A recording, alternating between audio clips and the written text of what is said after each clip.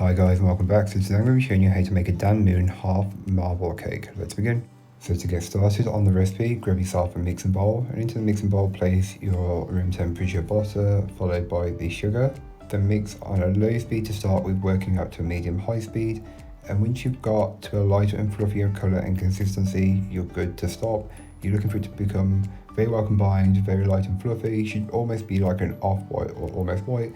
Then you can start adding your eggs in one at a time, beating well in between each addition, being careful not to scramble the mix. So just mix those eggs in as carefully as possible, then repeat the process. And once all of your eggs have been incorporated, you can then go ahead and give the bowl a good scraping down. And this is just to incorporate any bits that may not have been fully worked in from earlier on. Then add in your flour, followed by the vanilla. You meant to add the vanilla in with the eggs, but don't worry.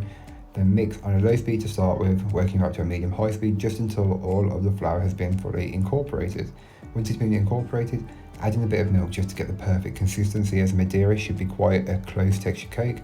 Then take your 8-inch round cake tin, which has been lined with some parchment paper, and alternate between the two batters. So I made one batter and split it in half and added cocoa paste to half and kept the other half vanilla. Then add dollops, and each time you add it, it will start to spread out and level out a bit more. This is completely normal and what you want. This will give you the perfect marble effect for this cake.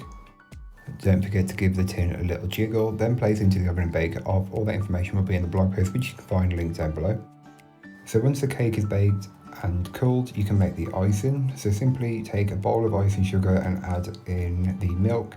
Mix until you have a thick but pliable and spreadable consistency, so something like this that spreads when moved but will set up once it's in the tin.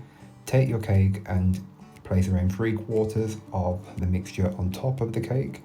Spread and level that out as best as you possibly can, but don't place it into the fridge yet as we need to finish it. Just spread and level it out as best as you can. It doesn't need to be perfect, as it'll do it by itself very naturally.